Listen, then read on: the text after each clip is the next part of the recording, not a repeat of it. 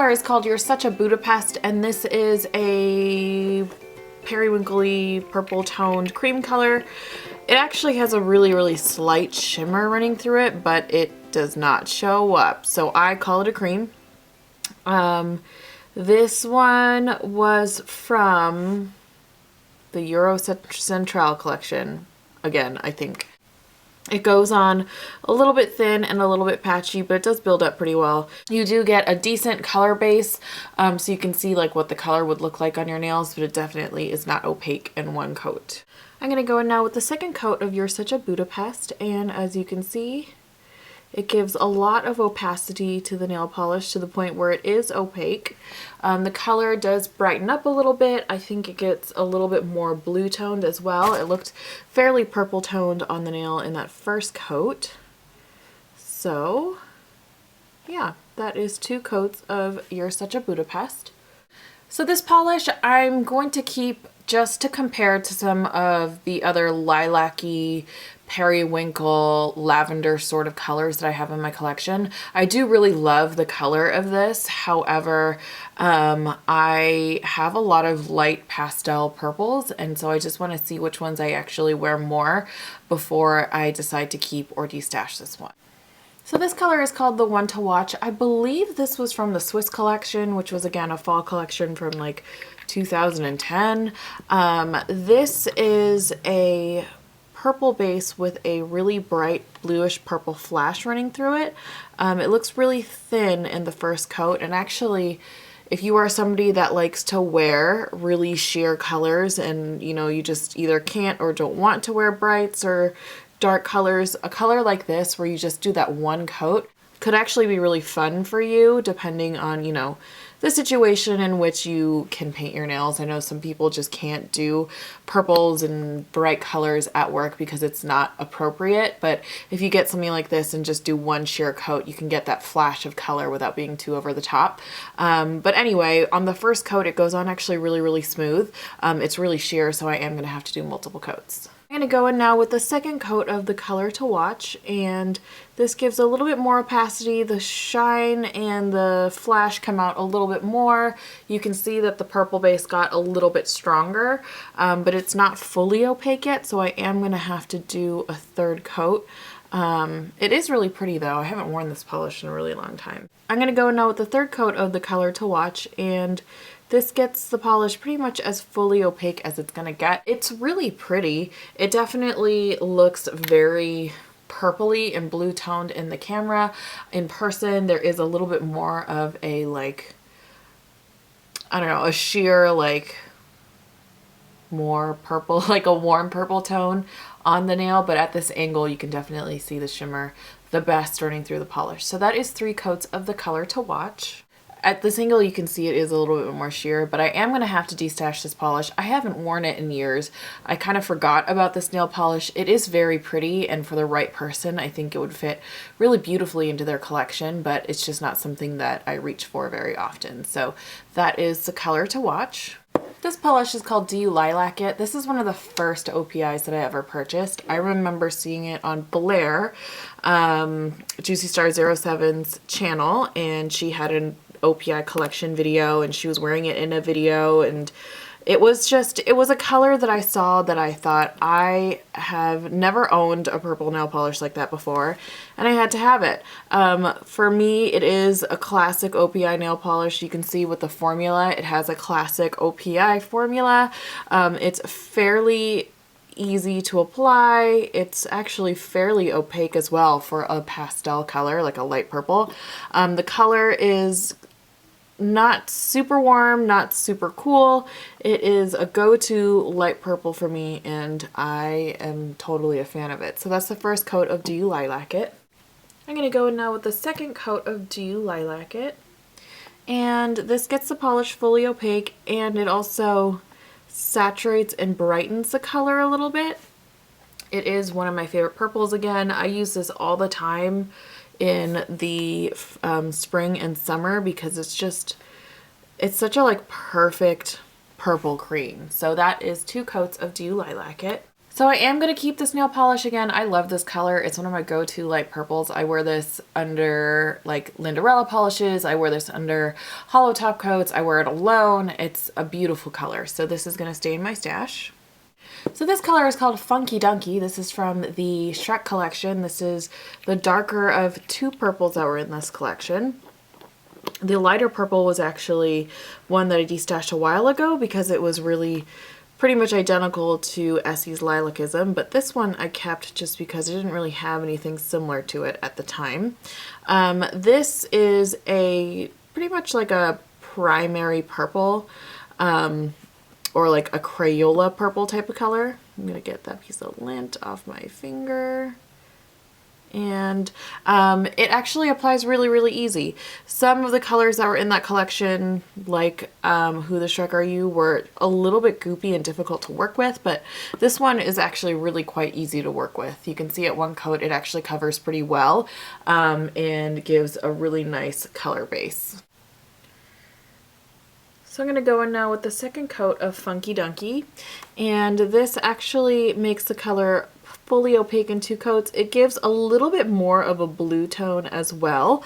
It makes it not as saturated and bright. I would say at the first coat it was a little bit more of a brighter purple. That second coat definitely deepens up the color and makes it really, really purple looking. So that is two coats of Funky Dunkey. So this polish is another one that I am going to compare to some other collections from like China Glaze or from Zoya, just to see if I have anything similar. Just over the years since this collection came out, I did have a couple of Zoyas I know that were similar to this, so I am going to check those before destashing. So this color is called Sapphire in the Snow. This is actually a color that came out at the same time as Smitten with Mittens. It was from that holiday collection in 2009. This is a purpley blue color. This is kind of that perfect in-between between purple and blue, and it is in a cream formula.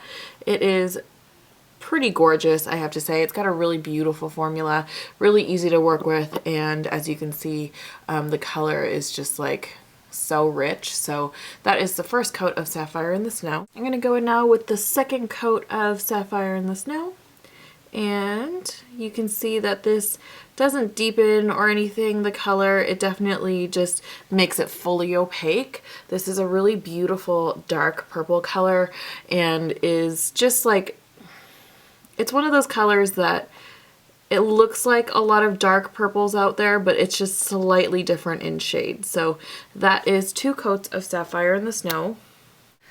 So this color I am going to keep just because I do wear it a lot in the winter, and because I want to compare it to some colors that I have already. Since it is a color that is just slightly different from other colors, I kind of want to, at the end of this entire Swatch My Stash series, you know, weed out the ones that are too close to other colors that I've kept so far. So this is, I think in the end I am going to keep it, but for now I'm going to go in the compare to other ones pile.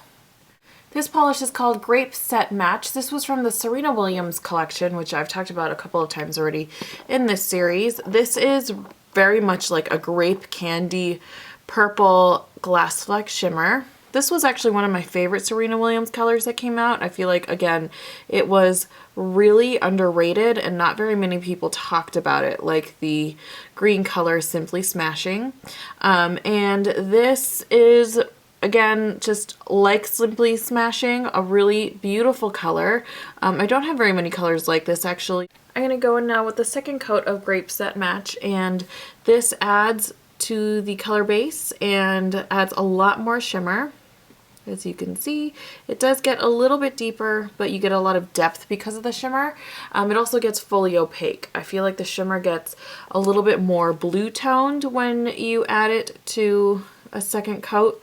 So yeah, that is two coats of Grape Set Match. So this polish I am going to keep for now. I do really love the color, and I am going to compare it to some other colors that I have. It's actually reading very, very blue on the camera right now, but in person it's definitely more of a candy grape, a little bit more warmer tone. So just to let you guys know.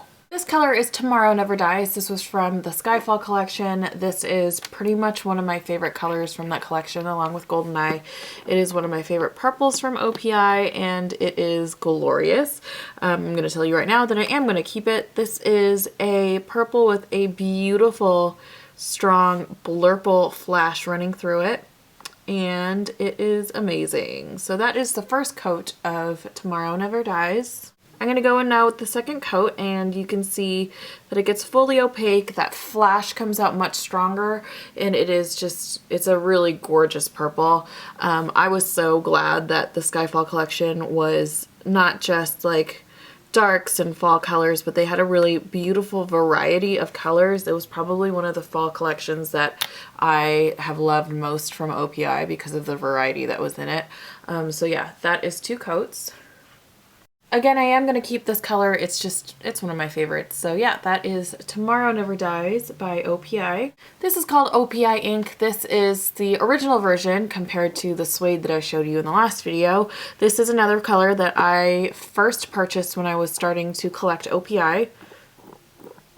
I remember seeing this on Scrangy's blog and thinking I had never seen a purple like that before.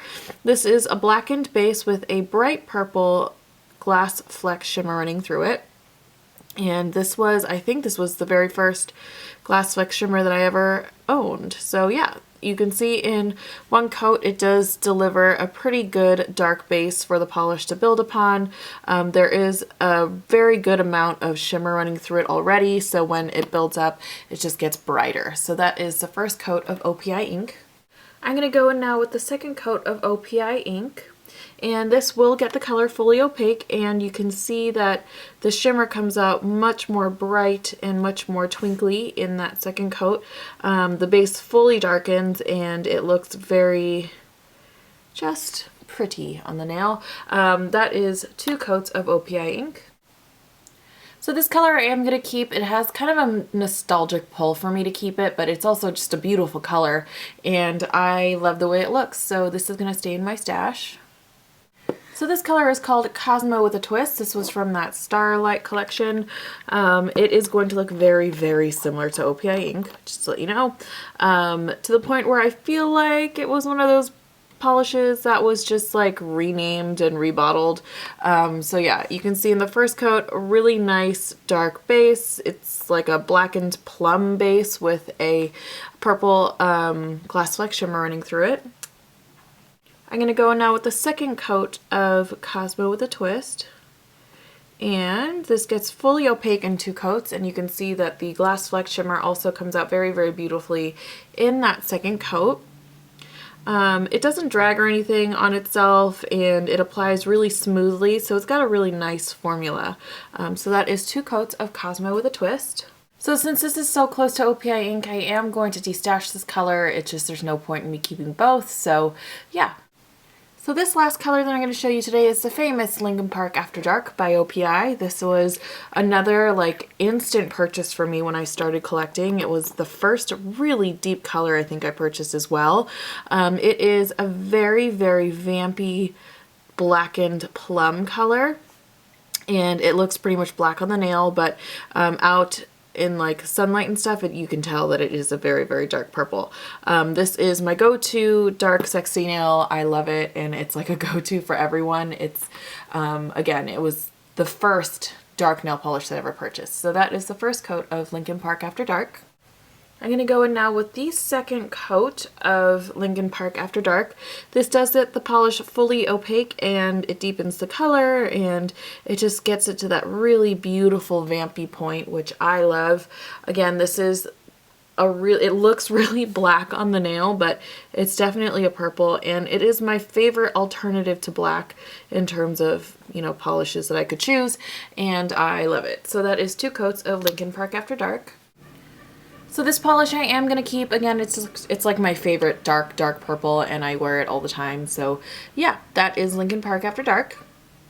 So that is this week's video. I hope you guys liked it. If you did, if you could give it a thumbs up, that would totally make my day. If you are new to my channel and you guys like my channel, if you could subscribe, that would also totally make my day. I do one Swatch My Stash video a week. I am working through my OPI polishes right now, and I will also do China Glaze and Zoya and every other brand that I own out there after that. So yeah, I hope you guys are doing well, and I will see you guys soon.